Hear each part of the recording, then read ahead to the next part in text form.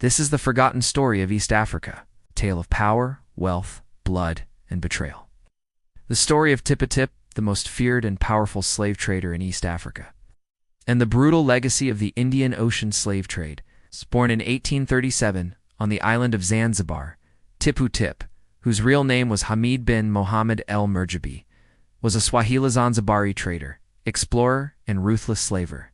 He came from a powerful Arab Swahili family deeply involved in commerce, ivory, cloves, and above all, human lives. But Tippu Tip was more than a trader.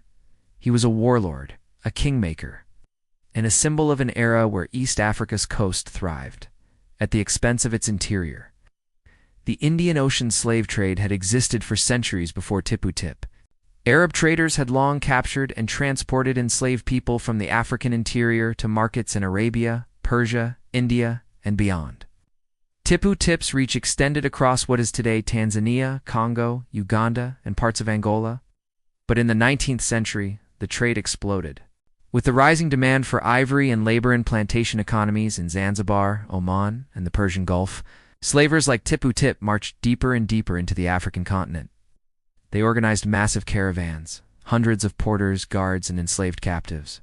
He even met European explorers like David Livingstone and Henry Morton Stanley, guiding them through Central Africa, while simultaneously raiding villages, enslaving thousands, and establishing outposts of his own empire. Many died of exhaustion, disease, or cruelty. Those who survived ended up in slave markets like Bagamoyo and Stonetown in Zanzibar. To some, Tippu Tip was a skilled diplomat and brilliant businessman. To others, he was a man who built his fortune by turning human beings into property. He died in 1905, just a few years after the British officially abolished slavery on the island, or shipped across the sea.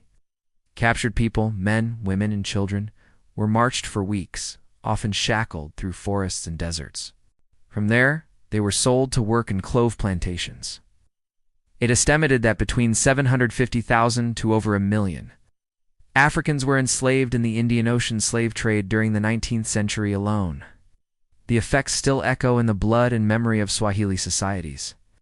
Tippu Tip eventually retired to Zanzibar, where he built a grand house, today part of the Stone Town ruins.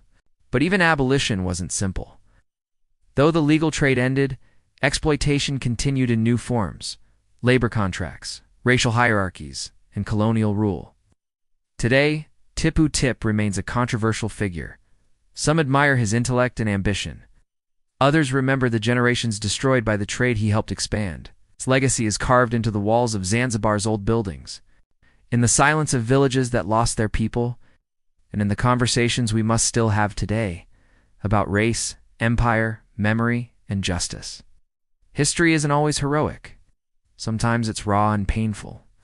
But in remembering, we honor the lives lost and reclaim the stories stolen. Don't forget to like, subscribe, and share.